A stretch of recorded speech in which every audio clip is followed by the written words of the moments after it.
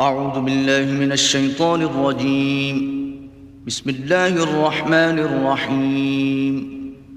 الحمد لله رب العالمين الرحمن الرحيم مالك يوم الدين إياك نعبد وإياك نستعين اهدنا الصراط المستقيم صراط الذين أنعمت عليهم غير المغضوب عليهم ولا الضالين.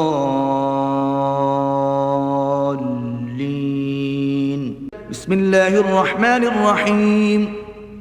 قل هو الله أحد الله الصمد لم يلد ولم يولد ولم يكن له كفوا أحد.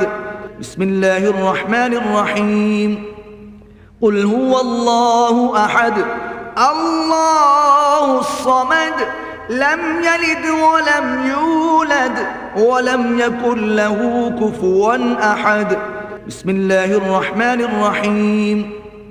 قل هو الله أحد الله الصمد لم يلد ولم يولد ولم يكن له كفوا أحد. أعوذ بالله من الشيطان الرجيم. بسم الله الرحمن الرحيم. الحمد لله رب العالمين وصلى الله على سيد الأنبياء والمرسلين سيدنا ونبينا وحبيب قلوبنا وطبيب نفوسنا وشفيع ذنوبنا أبي القاسم مصطفى محمد.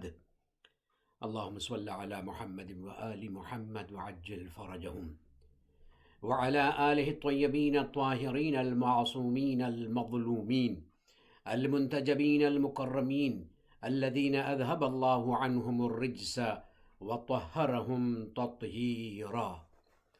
اللهم صل على محمد وآل محمد وعجل فرجهم. لا سيما إمام المنتظر والحجة الثاني عشر عجل الله تعالى فرجه الشريف وجعلنا من أعوانه وأنصاره، واللعنة الدائمة الباقية على أعدائهم أجمعين منذ عداوتهم إلى قيام يوم الدين. أما بعد، السلام على الحسين وعلى علي بن الحسين وعلى أولاد الحسين وعلى أصحاب الحسين ورحمة الله وبركاته. قال الله تعالى في كتابه الكريم: بسم الله الرحمن الرحيم: من عمل صالحا من ذكر أو أنثى وهو مؤمن فلنحيينه حياة طيبة. صدق الله العلي العظيم. صلوات بر محمد و آل محمد. اللهم صل على محمد و آل محمد.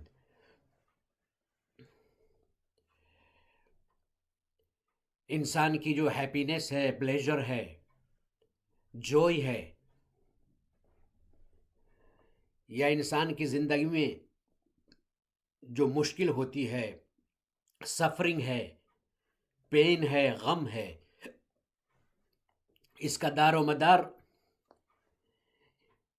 علم پر ہے، معرفت پر ہے،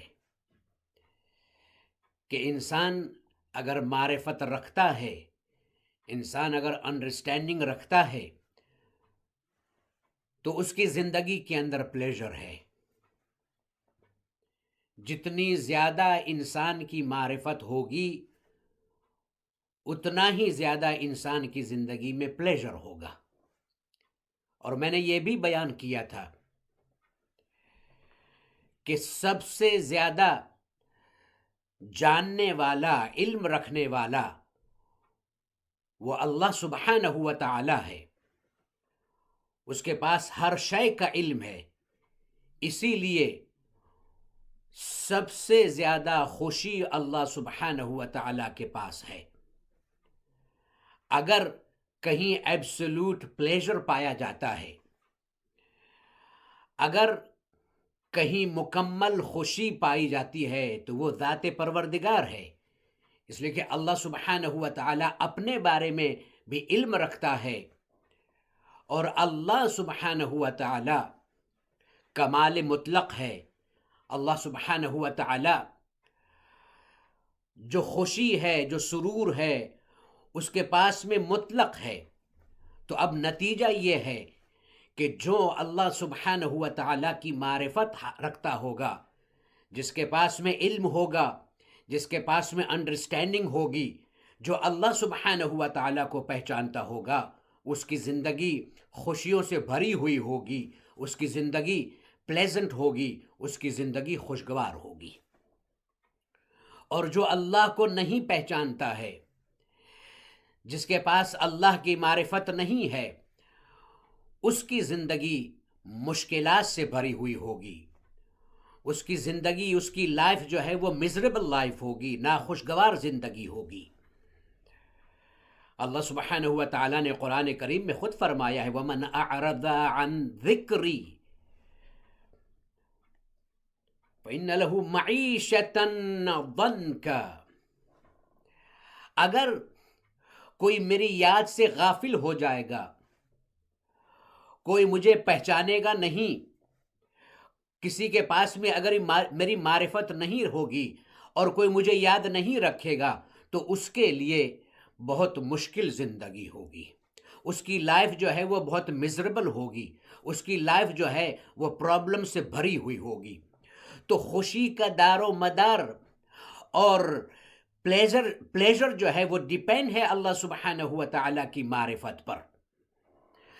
اور میں نے یہ بھی بیان کیا تھا کہ اللہ سبحانہ و تعالیٰ کی معرفت کا مطلب کیا ہے. اللہ سبحانہ و تعالیٰ کی معرفت کا مطلب یہ ہے کہ انسان اللہ سبحانہ و تعالیٰ سے قریب ہو جائے. اور اللہ سے قربت کا مطلب، نیئرنس کا مطلب یہ ہے کہ وہ اللہ سبحانہ و تعالیٰ کی صفات کا مظہر بن جائے. اس کی زندگی میں، اس کے اعمال میں، اس کے ایکشن میں اللہ سبحانہ و تعالیٰ کی جو کیریکٹرسٹکس ہیں، اللہ سبحانہ و تعالیٰ کی جو صفات ہیں، جو ایٹریبیوٹس ہیں، وہ اس کی زندگی میں مینیفیسٹ ہونے لگے. جن لوگوں کی زندگی میں اللہ کی صفات جو ہیں وہ ظاہر ہوتی ہیں، جو اللہ کی صفات کو اپناتے ہیں، وہ اللہ سبحانہ و تعالیٰ سے قریب ہیں. اور دوسری قربت کا مطلب یہ ہے کہ ہمارے پاس اللہ سبحانہ و تعالیٰ کے سلسلے میں علم حضوری ہونا چاہیے. جیسے ہم اپنے بارے میں بھوک پیاس، غمی اور خوشی کا علم جو ہے وہ رکھتے ہیں، ویسے ہی ہمارے پاس میں اللہ کے بارے میں علم حضوری ہونا چاہیے. یعنی اللہ جو ہے وہ حاضر ہے. ہم کبھی اللہ کو غائب نہ سمجھیں، ہم اللہ کو حاضر سمجھیں. تو ہم اس کا مطلب یہ ہے کہ پھر ہم اللہ سے قریب ہیں. اور جو اللہ سے قریب ہو جاتا ہے، پھر خدا اسے اس کے اعمال کے بدلے میں صرف بدلہ نہیں دیکھتا ہے، اس کے اعمال کو نہیں دیکھتا ہے. خدا یہ نہیں دیکھتا ہے کہ اس نے کیا کیا ہے، خدا یہ دیکھتا ہے کہ یہ کیا ہے. قربت انسان کو اس منزل پر لے جاتی ہے کہ انسان جب اللہ سے قریب ہو جاتا ہے تو پھر عمل جو ہے وہ اللہ نہیں دیکھتا ہے، اس کی قربت کو دیکھتے ہوئے سب کچھ خدا اسے عطا کرنے لگتا ہے. اور صرف یہی نہیں ہے، بلکہ قرب خدا کا ایک بہت بڑا فائدہ یہ بھی ہے کہ وہ دوسرے لوگوں کی سفارش بھی اور دوسرے لوگوں کی شفاعت بھی کر سکتا ہے، جیسا کہ ہم نے قرآن کی آیت میں دیکھا تھا. آج میں آپ کے سامنے یہ بیان کرنا چاہتا ہوں کہ اگر ہم اللہ سے قریب ہو گئے ہیں تو پھر ہم یہ پہچانے کیسے کہ ہم اللہ سے قریب ہیں یا اللہ سے قریب نہیں ہیں. ہماری زندگی میں صفات پروردگار کا ظہور ہے یا نہیں ہے، ہمارے اعمال میں اللہ سبحانہ و تعالیٰ کی جو ایٹریبیوٹس ہیں وہ مینیفیسٹ ہوتی ہیں یا نہیں ہوتی ہیں.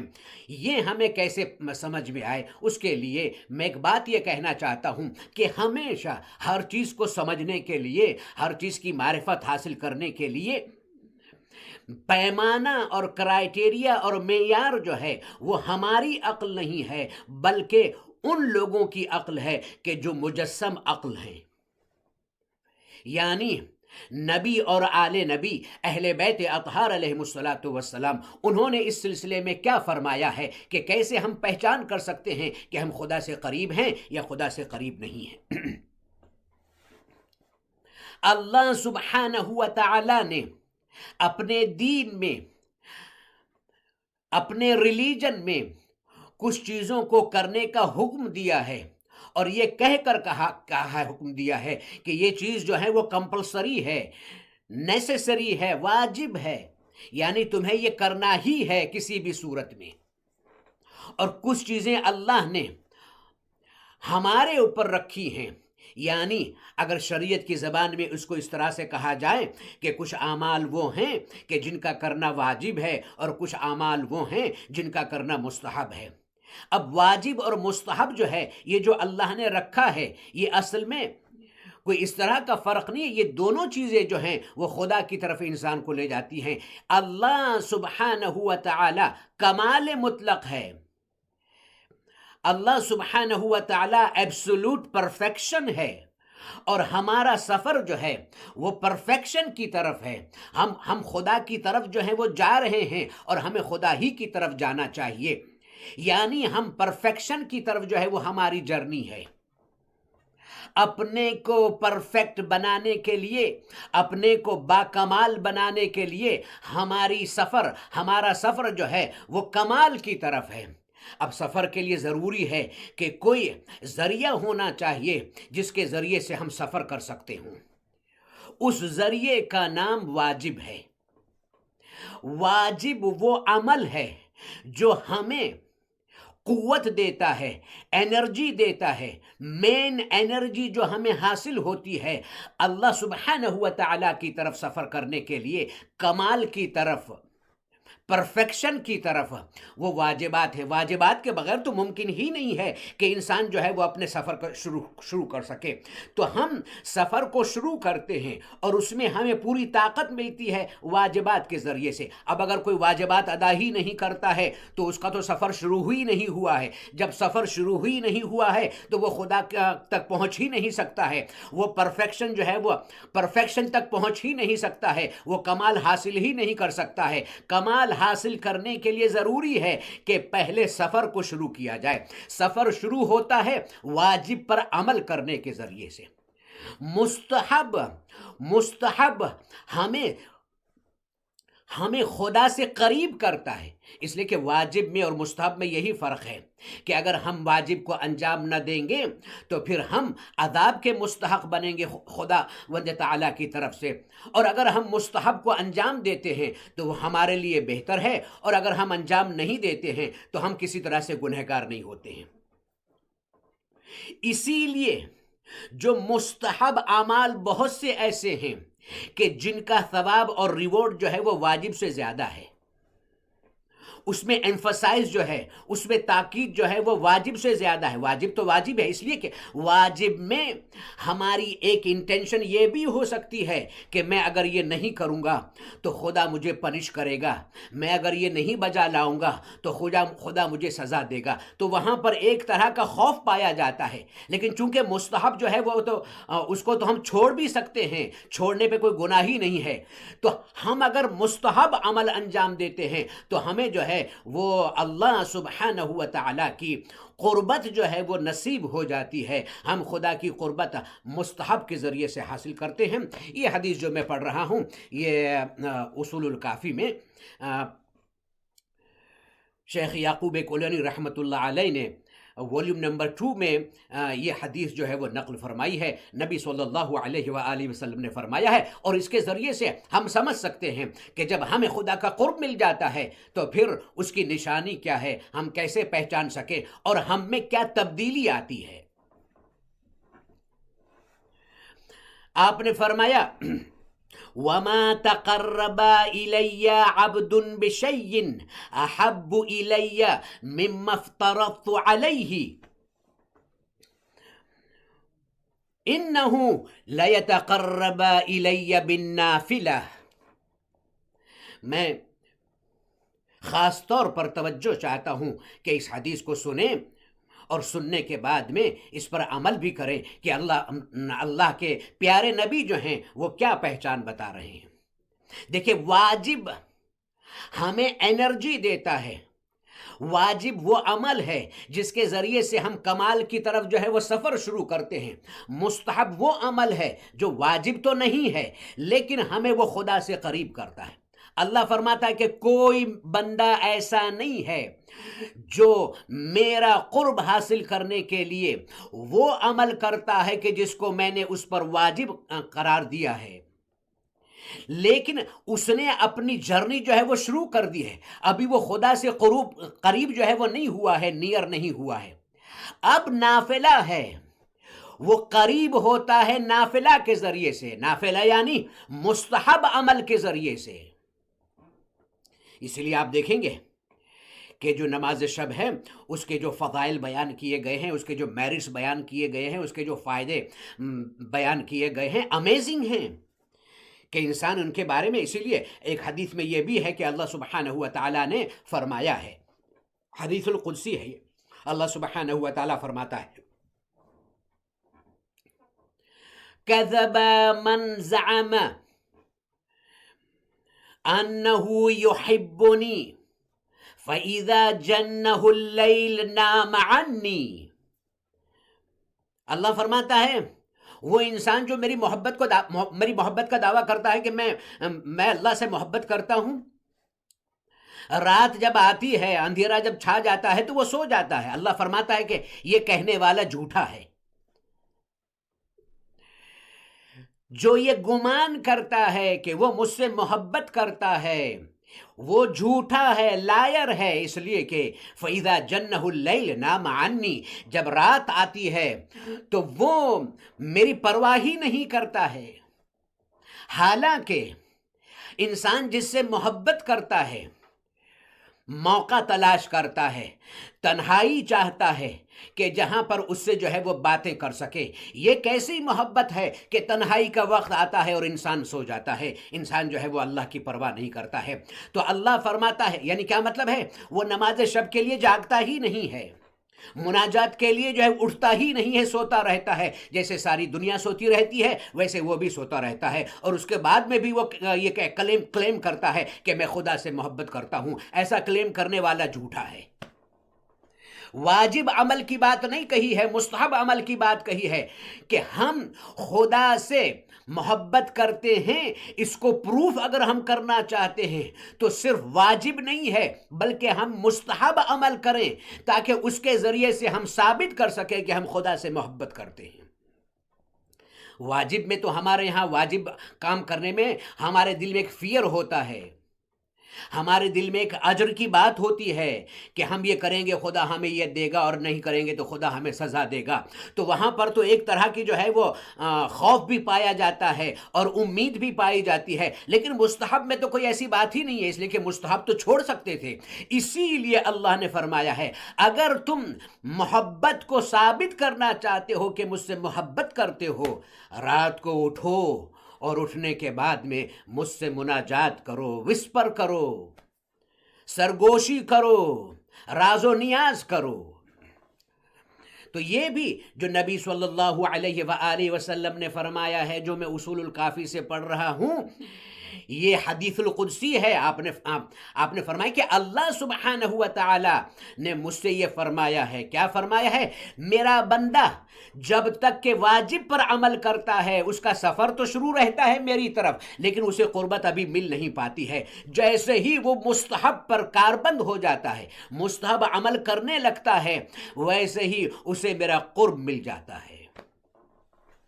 اور اس کے بعد میں اللہ سبحانہ و تعالیٰ ارشاد فرماتا ہے جب اسے میرا قرب مل جاتا ہے تو میں اس سے محبت کرنے لگتا ہوں۔ میں اس سے محبت، جیسے ہی انسان کو قرب ملا ویسے ہی خدا محبت کرنے لگتا ہے، اور جب خدا محبت کرتا ہے تو اس کا انداز کیا ہوتا ہے؟ فَإِذَا أَحْبَبْتُهُ كُنْتُ، اللہ فرماتا ہے جب میں اس سے محبت کرنے لگتا ہوں تو كُنْتُ سَمْعَهُ، میں اس کی آنکھ بن جاتا ہوں، يَسْمَعُ بِهِ، جس سے میں اس کا کان بن جاتا ہوں جس سے وہ سنتا ہے۔ اللہ سبحانہ و تعالیٰ نے کیا الفاظ استعمال کیے ہیں کہ جب بندہ مستحب عمل کے ذریعے سے مجھ سے قریب ہو جاتا ہے تو اب میں اس کے عمل کو نہیں دیکھتا ہوں، اب تو میں اس کی قربت کو دیکھتا ہوں۔ تو میں کیا کرتا ہوں؟ اس سے محبت کرنے لگتا ہوں، اور جب محبت کرنے لگتا ہوں تو کیا کرتا ہوں؟ میں اس کا کان بن جاتا ہوں، میں اس کا کان ہو جاتا ہوں جس سے وہ سنتا ہے، میں اس کی آنکھ ہو جاتا ہوں جس سے وہ دیکھتا ہے، میں اس کی زبان کنتو لسانہ ینطق بہ، میں اس کی زبان ہو جاتا ہوں جس سے وہ کلام کرتا ہے، بات کرتا ہے، میں اس کا ہاتھ بن جاتا ہوں جس سے وہ چیزوں کو گریب کرتا ہے، پکڑتا ہے۔ اللہ سبحانہ و تعالی فرماتا ہے کہ میں، اب دیکھیے کیا مطلب اس کا ہے، میں اس کا کان بن جاتا ہوں، میں اس کی آنکھ بن جاتا ہوں، میں اس کی زبان بن جاتا ہوں، میں اس کا ہاتھ بن جاتا ہوں۔ یعنی اب یہ جو سن رہا ہے یہ اس کا کان نہیں ہے، یہ تو خدا کا کان ہے۔ اب یہ جو دیکھ رہا ہے یہ صرف دیکھ نہیں رہا ہے، یہ تو خدا کی آنکھ ہے۔ یہ جو بول رہا ہے وہ نہیں بول رہا، یہ تو خدا کی زبان ہے۔ یہ جو ہاتھ ہیں یہ خدا کے ہاتھ ہیں۔ اللہ سبحانہ و تعالی اپنی طرف نسبت دیتا ہے، اور اس کے بعد میں فرماتا ہے جب ایسا ہوتا ہے فَإِذَا دَعَانِي أَجَبْتُهُ، جب وہ مجھے پکارتا ہے تو میں جواب دیتا ہوں، وَإِذَا سَأَلَنِي أَعْطَيْتُهُ، جب وہ مجھ سے کچھ مانگتا ہے تو میں عطا کرتا ہوں۔ میں آپ سے ایک بات پوچھنا چاہتا ہوں، خدا جو ہے وہ ایسے مومن کا، ایسے بندے کا جو خدا سے مستحب عمل کے ذریعے سے قریب ہو جاتا ہے، خدا جو ہے اس کا کان بن جاتا ہے، تو خدا کیا مطلب ہے؟ یعنی وہ سنتا ہے لیکن کان خدا کا ہے، تو خدا کا کان کیسا ہوتا ہے؟ ظاہر کی بات ہے، میں ایک میٹافوریکل بات کر رہا ہوں، ظاہر میں خدا کا کان تو ہوتا نہیں، لیکن خدا سنتا ہے، بغیر کان کے سنتا ہے۔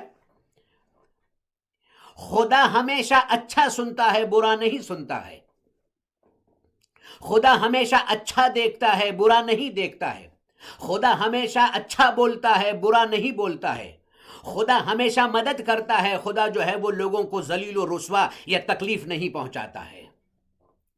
اب اگر میرے کان جو ہیں وہ اچھا سن رہے ہیں، ان میں غیبت نہیں جا رہی ہے، ان میں میوزک کی آواز نہیں جا رہی ہے، ان میں دوسری حرام آوازیں نہیں جا رہی ہیں، تب تو یہ خدا کا کان ہے، ورنہ پھر یہ ایک نارمل کان ہے۔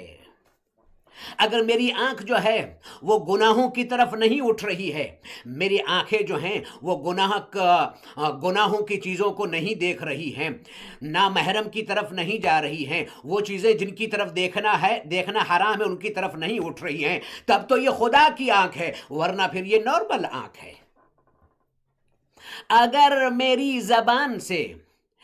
میری زبان سے وہ نکل رہا ہے جو خدا ہمیشہ بولتا رہتا ہے تو یہ خدا کی زبان ہے، ورنہ اگر اسی زبان سے استغفر اللہ گالی نکل رہی ہے، اسی زبان سے غیبت نکل رہی ہے، اسی زبان سے کسی کو بلیم کیا جا رہا ہے، ایکیوز کیا جا رہا ہے، تہمت دی جا رہی ہے، تو یہ زبان نارمل زبان تو ہو سکتی ہے، خدا کی زبان نہیں ہو سکتی ہے۔ تو ہم اپنے قرب خدا کو اپنے عمل کے ذریعے سے پہچان سکتے ہیں کہ کان خدا والا کان ہے یا نہیں، آنکھ خدا والی ہے کہ نہیں، زبان خدا والی ہے کہ نہیں، ہاتھ خدا والے ہیں کہ نہیں۔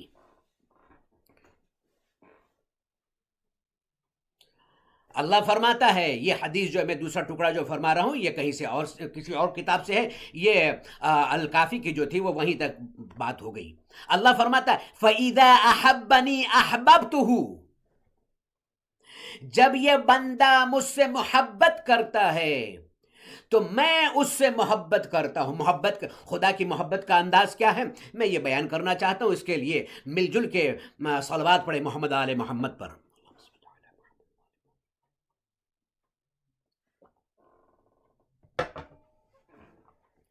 اللہم صلی علی محمد و آل محمد وعجل فرجہم۔ خدا جب بندے سے محبت کرتا ہے، کون بندہ؟ جو اس سے قریب ہو گیا ہے۔ کس کے ذریعے سے؟ کس عمل کے ذریعے سے؟ مستحب عمل کے ذریعے سے۔ اب بندہ جو قریب ہو گیا تو خدا کیا کہتا ہے؟ خدا کہتا ہے وَأَفْتَحُ عَيْنَ قَلْبِهِ إِلَى جَلَالِهِ فَلَا أُخْفِيَ عَلَيْهِ خَاصَّةَ خَلْقِي، یہ حدیث میں الفاظ اس طرح سے بھی ہیں فَلَا أُخْفِيَ عَلَيْهِ عِلْمَ خَاصَّةِ خَلْقِي فَأُنَاجِيهِ فِي ظُلَمِ اللَّيْلِ وَفِي النَّهَارِ اور وَفِي ضَوْءِ النَّهَارِ۔ اللہ فرماتا ہے جب میں بندے سے محبت کرتا ہوں، وہ مستحب عمل کے ذریعے سے قربت جب مجھ سے قریب ہو جاتا ہے تو میں کیا کرتا ہوں؟ میں اس کی دل کی آنکھ کو کھول دیتا ہوں۔ اِلیٰ جلالہ، میری جو گلوری ہے، میری جو خوبصورتی ہے، میری جو بیوٹی ہے، میں اس کے سامنے اس کو بالکل ڈسکلوز کر دیتا ہوں، اوپن کر دیتا ہوں۔ یعنی دوسرے لوگ میری بیوٹی کو دیکھ نہیں پاتے ہیں، لیکن یہ میرا بندہ چونکہ مستحب عمل کے ذریعے سے مجھ سے قریب ہو گیا ہے، میں اس سے محبت کرتا ہوں، یہ مجھ سے محبت کرتا ہے، میں اس کی دل کی آنکھوں کو، دل کی آنکھ کو کھول دیتا ہوں اپنے بیوٹی کی طرف۔ میری بیوٹی کو لوگ نہیں دیکھتے ہیں، وہ دیکھتا ہے کہ بیوٹی کیا ہے، گلوری کیا ہے۔ اور اس کے بعد میں اللہ فرماتا صرف اتنا ہی نہیں، جو میرے خاص بندے ہیں، جو میرے خاص بندے ہیں، پھر فلا اخفی علیہ، جو میرے خاص بندے ہیں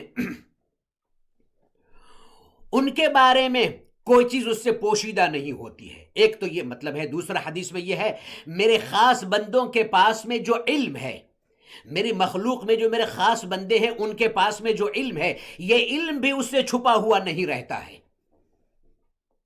میرے خاص بندے جو میری مخلوق میں ہیں وہ بھی اس سے پوشیدہ نہیں ہیں، اور میرے خاص بندوں کے پاس میں جو علم ہے وہ بھی اس سے پوشیدہ نہیں ہے۔ فَأُنَاجِيهِ فِي ظُلَمِ اللَّيْلِ، میں اس سے مناجات کرتا ہوں رات کے اندھیرے میں اور دن کے اجالے میں۔ مناجات کے معنی کیا ہوتے ہیں؟ مناجات کے معنی ہوتے ہیں سرگوشی کرنا، وسپر کرنا۔ جناب موسیٰ علیہ السلام نے اللہ سبحانہ و تعالیٰ سے یہی تو فرمایا تھا، ابعید انت فانادیک ام قریب انت فاناجیک۔ اے پروردگارا، میں تجھے پکارنا چاہتا ہوں لیکن تجھ سے پوچھنا یہ چاہتا ہوں، ابعید انت، کیا تو دور ہے کہ میں تجھے پکاروں، آواز دوں؟ ام قریب انت فاناجیک، یا تو مجھ سے قریب ہے کہ میں تجھ سے سرگوشی کروں، میں تجھ سے وسپر کروں۔ اللہ نے فرمایا، اللہ فرماتا ہے اے موسیٰ، انا جلیس من ذکرنی، جو مجھے یاد رکھتا ہے، ہما وقت جو مجھے یاد رکھتا ہے، میں تو اسی کے پاس میں ہوتا ہوں، میں کہیں نہیں ہوں، میں تو جو مجھے یاد رکھتا ہے ہما وقت، ایوری ٹائم میں اس کے پاس میں ہوں۔ دیکھیے، بندہ خدا سے سرگوشی کرے، بندہ خدا سے مناجات کرے، بندہ خدا سے وسپر کرے، یہ بات اور ہے، اور خدا بندے سے وسپر کرے، یہ کتنی بڑی بات ہے کہ خدا بندے سے وسپر کرتا ہے۔ اور اللہ فرماتا ہے کہ جب میں اپنے بندے سے رات کی تنہائی میں، دن کے اجالے میں، رات کے اندھیرے میں سرگوشی اور مناجات اور وسپر کرتا ہوں تو اس کا نتیجہ کیا ہوتا ہے؟ اس کا نتیجہ کیا ہوتا ہے؟ اس کا نتیجہ ہوتا ہے حتی ینقطع حدیثہ مع المخلوقین، جب میں اس سے مناجات کرتا ہوں، میں اس سے وسپر کرتا ہوں، تو اب لوگوں سے اس کے کوئی تعلقات نہیں ہوتے ہیں، لوگوں سے اس کا کوئی واسطہ نہیں ہوتا ہے، لوگوں سے اس کا کوئی رشتہ نہیں ہوتا ہے، بس میں ہوں اور وہ ہے۔ یعنی حدیث میں یہ مطلب نہیں ہے کہ پھر انسان جنگل میں چلا جائے، فیملی کو چھوڑ دے، سوسائٹی کو چھوڑ دے، لوگوں کو چھوڑ دے، نہیں، اس کا مطلب یہ نہیں ہے۔ اس کا مطلب کیا ہے؟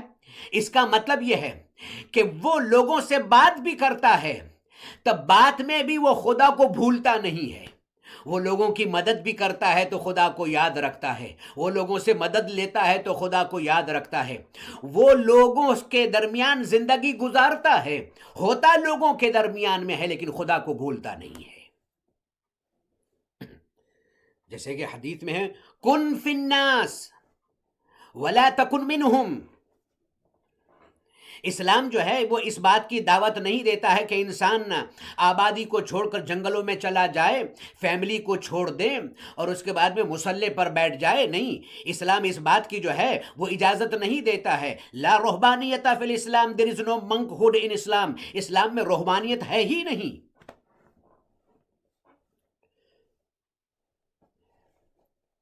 کن فی الناس ولا تکن منہم، لوگوں کے درمیان رہو لیکن لوگوں جیسے مت ہو جاؤ، لوگوں کے درمیان میں رہ کر بھی خدا والے بن کر رہو،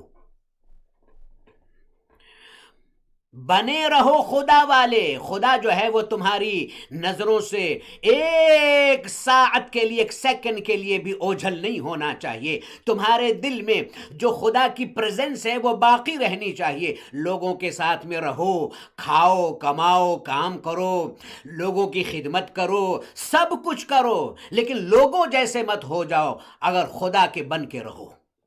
کن فی الناس ولا تکن منہم۔ اور اس کے بعد میں اللہ فرماتا ہے جب میں اس بندے سے محبت کرتا ہوں تو کیسی محبت کرتا ہوں؟ اللہ فرماتا ہے وَأُسْمِعُهُ كَلَامِي وَكَلَامَ مَلَائِكَتِي، میں اسے اتنا پاورفل بنا دیتا ہوں، اتنا طاقتور بنا دیتا ہوں کہ میں اسے اپنی بات سناتا ہوں، اس کے یہ کان جو ہیں وہ اتنے باصلاحیت ہو جاتے ہیں کہ میں بلاتا ہوں اور وہ سنتا ہے، میں پکارتا ہوں اور اسے آواز آتی ہے، وہ میرے کلام کو سنتا ہے، وہ میری کلام کو سنتا ہے، اور صرف میرے کلام کو نہیں، وہ کلام ملائکتی، اور میرے ملائکہ کی کلام کو بھی سنتا ہے۔ کیا مطلب اس کا ہے؟ میرے کلام کو سنتا ہے اور میرے ملائکہ کے کلام کو سنتا ہے، میری باتوں کو سنتا ہے، میری ملائکہ کی باتوں کو۔ یہ تو قرآن مجید کے اندر خود انبیاء علیہ الصلوۃ والسلام کے سلسلے میں بھی ہے۔ جناب ابراہیم جو ہیں انہوں نے ملک کو دیکھا، فرشتوں کو دیکھا اور اس کے بعد میں ان کی باتوں کو سنا، اور یہ تو اور خود مومنین کے سلسلے میں قرآن مجید کے اندر بھی موجود ہے۔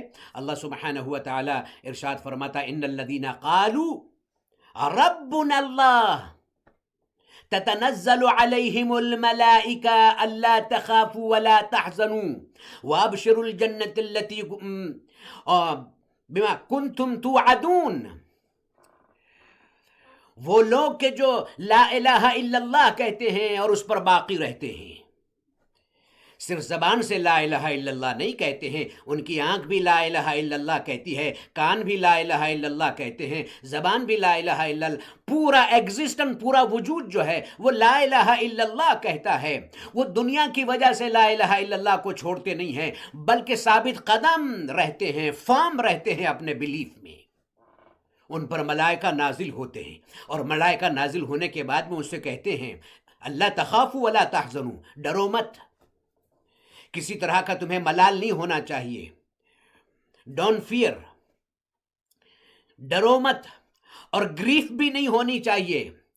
اور اس کے بعد میں وہ جنت کی بشارت دیتے ہیں کہ جنت کی بشارت حاصل کرو، تمہارے لیے تو جنت ہے، خدا نے جنت تیار کر کے رکھی ہے، وہ جنت جس کا تم سے وعدہ کیا گیا ہے۔ یہ جو ہے وہ خدا کے کلام کو بھی سنتا ہے، خدا کی باتوں کو سنتا ہے، یہ مقرب بندہ، اور ملائکہ کی باتوں کو بھی سنتا ہے۔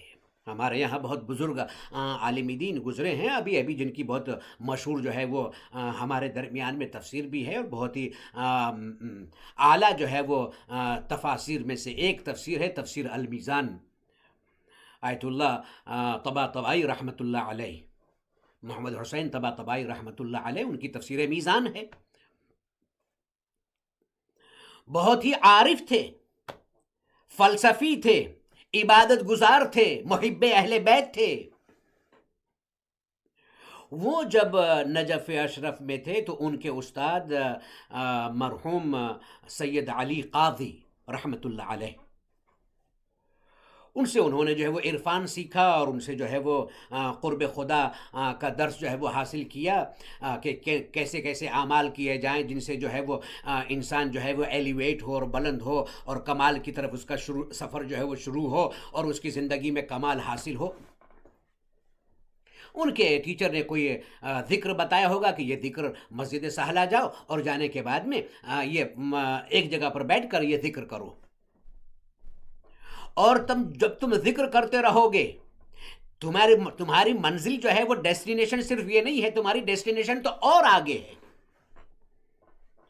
اور تمہیں جو ہے جو فرشتے دکھائی دیں گے، بعض واقعے میں یہ ہے کہ تمہیں فرشتے ملائکہ دکھائی دیں گے اور ان کی طرف توجہ مت دینا، تم اپنے ذکر میں مصروف رہنا، اور بعض میں یہ ہے کہ حور العین جو ہے وہ حور جو ہے وہ تمہیں دکھائی دے گی، تم جو ہے وہ توجہ مت دینا، اپنے ذکر میں جو ہے وہ مصروف رہنا، اور اللہ سبحانہ و تعالیٰ تمہیں اس سے بھی زیادہ بلند درجہ جو ہے وہ عطا فرمائے گا۔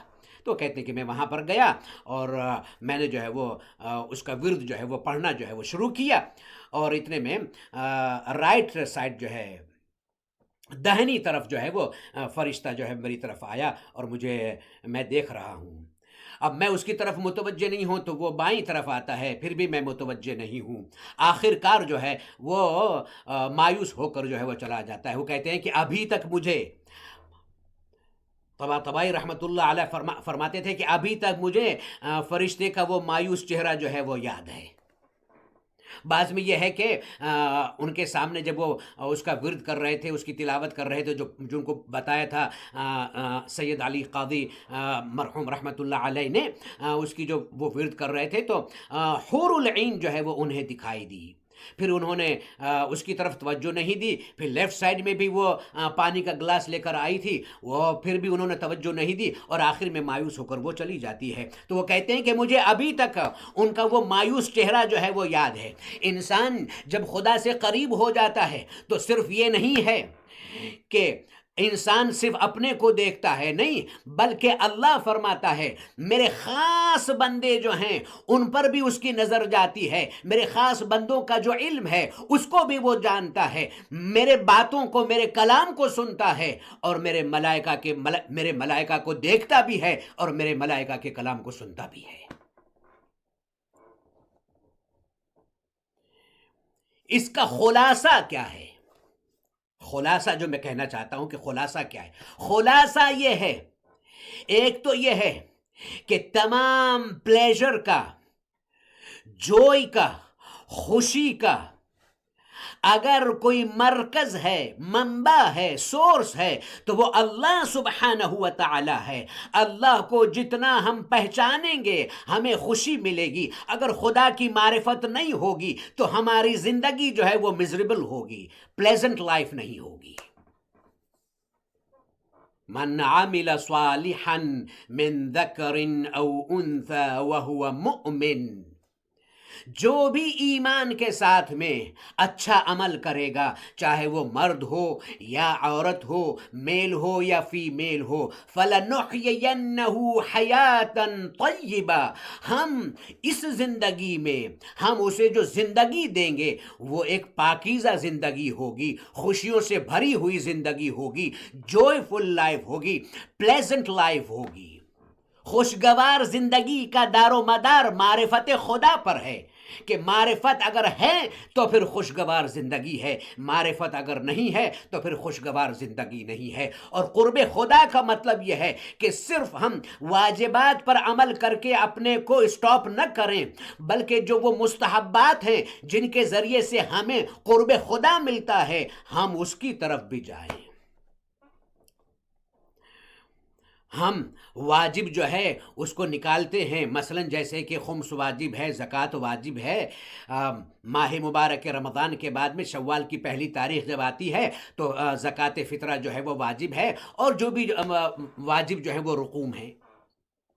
ہم صرف اسی کے اوپر کہ ہم نے خمس نکال دیا، بس ہم جو ہیں اپنے کو اسٹاپ کر لیتے ہیں، ہم نے زکوٰۃ ادا کر دی، ہم رک جاتے ہیں۔ حالانکہ اگر ہمارے سامنے کوئی سڑک پر ایسا مستحق ہے، ایسا کوئی غریب ہے، حاجت مند ہے، تو ہم اس طرح سے، حالانکہ یہ مستحب ہے،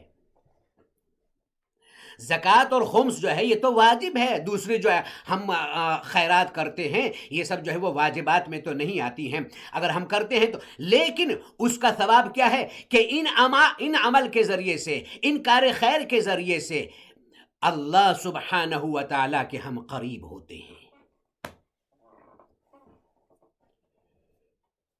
وہ لوگ جو اللہ سے قریب تھے،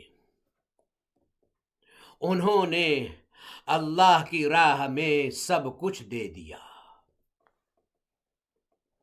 کچھ باقی نہیں بچایا، حتیٰ کہ اپنی جان بھی دے دی۔ آج دنیا جو کربلا والوں کو روتی ہے، آج دنیا جو کربلا والوں کا ماتم کرتی ہے، وہ اس لیے ہے کہ انہوں نے سب کچھ دے دیا، سب کچھ قربان کر دیا۔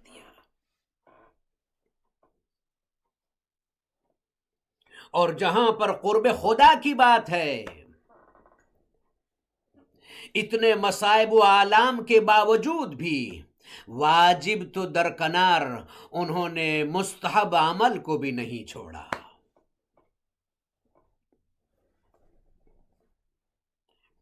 مولا امام سجاد علیہ السلام فرماتے ہیں، شام غریبہ میں بھی میری پھوپھی زینب کبریٰ سلام اللہ علیہا نے نماز شب کو ترک نہیں کیا۔ جس حالت میں تھیں، جو بھی کنڈیشن تھیں، اس میں واجبات پر تو عمل کرتی ہی تھیں، مستحب عمل پر بھی کاربند تھیں۔ امام سجاد جتنے بھی اہل حرم تھے، وہ ان اعمال کو بھی بجا لاتے تھے جن کا اسلام نے حکم نہیں دیا ہے کہ واجب ہیں، اور خصوصاً وہ جگہ جب ظالموں نے اہل حرم کو قید کیا ہے، شام کا قید خانہ، اور اتنے دنوں تو قید خانے میں رہنا، اور اس میں بھی سید سجاد کے ہاتھوں میں ہتھکڑیاں، پیروں میں بیڑیاں، اور گلے میں توق خاردار، کانٹے والا توق تھا جس میں کانٹے تھے۔ مولا سجاد اور زینب کبریٰ سلام اللہ علیہا، ایک دن مولا سجاد نے زینب کبریٰ سلام اللہ علیہا سے پوچھا، اے پھوپھی اماں، میں آپ سے ایک بات پوچھنا چاہتا ہوں۔ میں جب نماز پڑھتا ہوں تو کبھی اس طرف دیکھتا ہوں، کبھی اس طرف دیکھتا ہوں، آپ کے اوپر میری نظر جاتی ہے تو میں دیکھتا ہوں کہ آپ نماز بیٹھ کر پڑھتی ہیں۔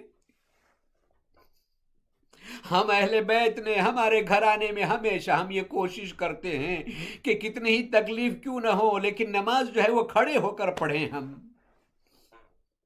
ہاں، اگر ہماری ایسی حالت نہیں ہے، طاقت اتنی نہیں ہے تو وہ بات الگ ہے، لیکن پھوپھی اماں، میں نے کئی دنوں سے میں دیکھ رہا ہوں کہ آپ بیٹھ کر جو ہیں وہ نماز شب پڑھتی ہیں۔ بس ایک مرتبہ رونے لگتی ہیں کہ فرماتی ہیں، بیٹا سجاد، میں بھی تو کھڑی ہو کر جو ہے وہ پڑھنا چاہتی ہوں، لیکن میں کیا کروں؟ اے بیٹا سجاد، قید خانے میں کھانا اور پانی اتنا کم آتا ہے، میں اپنے حصے کا کھانا اور پانی بچوں کو دے دیتی ہوں، میں خود نہیں کھاتی ہوں، تھوڑا سا پانی پی کے بس سب کچھ میں بچوں کو کھلا اور پلا دیتی ہوں۔ ارے فاقے کرتے کرتے زینب بہت کمزور ہو گئی ہے، زینب کا جسم جو ہے وہ بہت کمزور ہو گیا ہے، بیٹا اب طاقت نہیں رہی میرے پیروں میں کہ میں کھڑے ہو کر نماز پڑھ سکوں۔ مولا سجاد قید خانے کے دروازے پر بیٹھے رہتے تھے، لوگ گزرتے رہتے تھے، لوگ دیکھتے رہتے تھے، چھوٹے چھوٹے بچے قید خانے میں فریاد کرتے تھے، گریہ زاری کرتے تھے، بیویاں سر جھکائے قید خانے میں بیٹھی رہتی تھیں، اپنے والی و وارث کو یاد کرتی رہتی تھیں۔ قید خانے کا دربان ایک دن مولا سجاد سے کہتا ہے، مولا سجاد میں آپ سے بات کہنا چاہتا ہوں۔ آپ کو معلوم ہے کہ یزید کتنا بڑا ظالم ہے، اس نے آپ کے بابا حسین علیہ السلام کو بے دردی سے قتل کر دیا، آپ کے بھائی اور آپ کے خانوادے کو، مولا حسین کے ساتھیوں کو بے دردی سے قتل کر دیا۔ میں صرف یہ کہنا چاہتا ہوں، بیویاں جو یہاں قید خانے میں ہیں، ان میں سے کوئی ایک بیوی رات کے حصے میں قید خانے سے نکل کر پیچھے کی جو دیوار ہے وہاں بیٹھ کر روتی ہے۔ بیویوں سے کہیے رونے کو منع نہیں کرتا ہوں، ان سے کہیے قید خانے میں رہ کر رویا کریں، باہر نہ نکلا کریں۔ یزید کو پتہ چل گیا تو بہت برا ہو جائے گا، مجھے بھی تکلیف دے گا، آپ کو بھی اذیت پہنچائے گا۔ آپ نے فرمایا نہیں، بیویوں میں سے کوئی بیوی باہر نہیں نکلتی ہے۔ آپ نے فرمایا میں روز رات کو دیکھتا ہوں۔ اس نے کہا کہ میں روز رات کو دیکھتا ہوں کہ ایک بیوی کالی چادر اوڑھے ہوئے پیچھے کی دیوار کے پاس میں بیٹھی رہتی ہے، روتی رہتی ہے، واہ حسینہ واہ حسینہ کی صدا بلند ہوتی ہے، جیسے کہ اس کا جوان بیٹا مر گیا ہو۔ مولا نے فرمایا رات میں جب تجھے وہ رونے کی آواز آئے تو مجھے بلانا۔ ہاں آدھی رات ہوئی، آواز گریہ کی آنے لگی، میرا حسین بے خطا، میرا حسین پیاسا، میرا حسین مظلوم۔ دوڑا ہوا دربان آیا، میں نے آپ سے نہ کہا تھا کہ کوئی بیوی ہے یہاں سے نکل کر باہر جا کر روتی ہے؟ چلیے چلیے وہ بیوی وہاں پر ہے، کالی چادر اوڑھے ہوئے ہے۔ سید سجاد نے زینب کبریٰ کو اپنے ساتھ میں لیا، قید خانے کے پیچھے آئے۔ اب جو رونے کی آواز سنی، مولا سجاد رونے لگے، ارے یہ کون، تم پہچانتے نہیں ہو؟ حسین کی دکھیاری ماں فاطمہ زہرا، اے پھوپھی اماں، ماں زہرا آ گئی ہیں میرے بابا کا ماتم کرنے کے لیے، میرے بابا پر رونے کے لیے۔ الا لعنت اللہ علی القوم الظالمین وسيعلم الذین ظلموا أي منقلب ينقلبون۔